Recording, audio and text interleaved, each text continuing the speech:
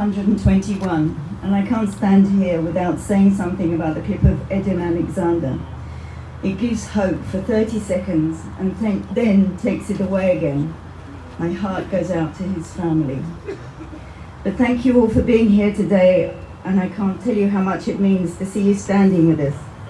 I know it's not easy to leave the comfort of your homes, to rearrange your lives and to show up here again and again and again. But your presence gives us strength. It reminds us that we are not alone in this fight. I also want to thank the IDF and our security forces who, even during this ceasefire in the north, continue to risk their lives for all of us. Their courage and dedication do not go unnoticed. They say the truth will set you free. I hold on to those words because right now, truth is the only thing we have to fight for. Emily and all the hostages. In a world drowning in lies and fake news, we must stand for the truth. Without it, there is no hope. Some say this country is divided, but when I come to Sha'ar Negev and see you, people from every belief, every background, and every walk of life, I know that's not true.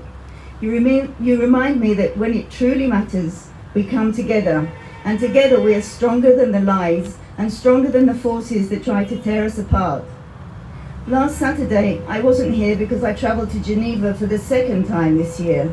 I met with United Nations representatives, the President of the Red Cross, and the President of the Human Rights Council. It was the International Day for the Elimination of Violence Against Women, a day to speak out against injustice. But if there's a place where injustice is ignored and lies flourish, it's there.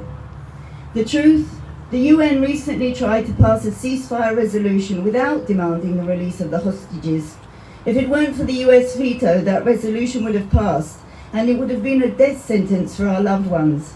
Hamas would have no reason to release them. We all told the UN what they didn't want to hear. They're failing. The Red Cross has failed. Not one hostage has received humanitarian aid. Not one has had a visit. Not one family has been given a sign of life. If these organizations had done their jobs, our loved ones would be home by now. Instead, we get excuses, fake support, and empty promises.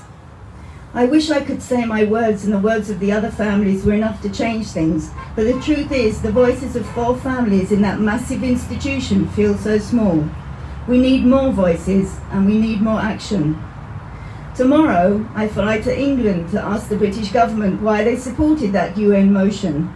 Emily is their citizen, the only British hostage still held by Hamas. They told me 3 weeks ago they would fight for her, so where is that fight now?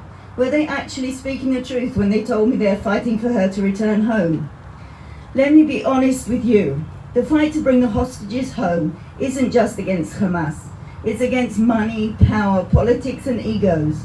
The hostages are pawns in a game played by people who don't feel the pain we feel.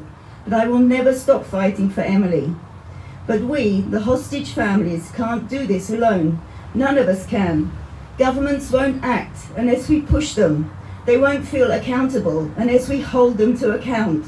And that's why these rallies matter so much. Your presence here isn't just symbolic, it's life-saving. By showing up, by refusing to look away, you are keeping the hostages alive. You are telling the world that they are not forgotten, that they matter, that their lives are worth fighting for. People can't afford to move on with their lives as if this isn't happening to them, because it is happening now.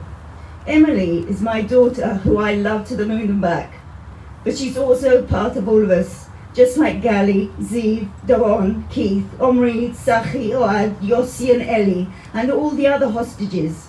They are our children, our siblings, our fathers, our neighbours. Their fate depends on us refusing to let their stories be ignored. Every rally, every voice raised, every moment we stand together sends a message.